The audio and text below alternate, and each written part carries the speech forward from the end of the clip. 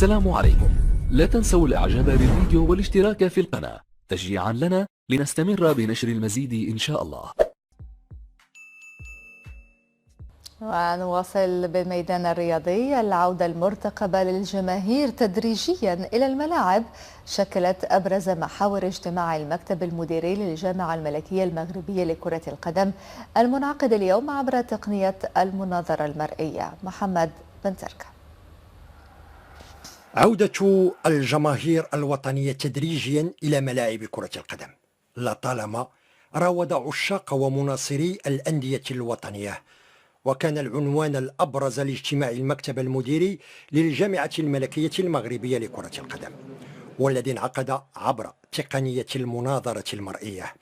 وحسب بلاغ للجامعة الملكية المغربية لكرة القدم، فإن السيد فوزي لقجع تحدث في كلمة عن العودة المرتقبة للجماهير بشكل تدريجي إلى مدرجات الملاعب في الأيام المقبلة، وذلك في انتظار قرار السلطات المختصة في هذا الشأن، مع إلزامية جواز التلقيح واتخاذ جميع التدابير الاحترازية والوقائية.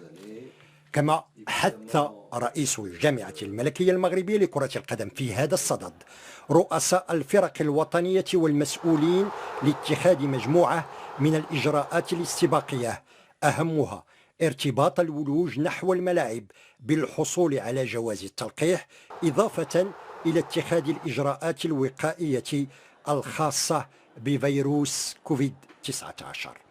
وهي فرصة من أجل دعوة كل الأندية الوطنية لجماهيرها للحصول على جواز التلقيح في أقرب الآجال.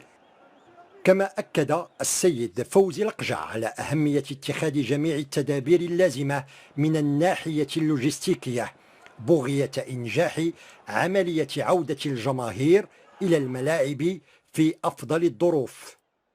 كما قرر المكتب الجامعي بتنسيق مع العصبة الوطنية الاحترافية لكرة القدم الاعتماد على إلزامية الرخص في مباريات البطولة الوطنية الاحترافية لكرة القدم بقسميها الأول والثاني بدءا من الجولة الثالثة.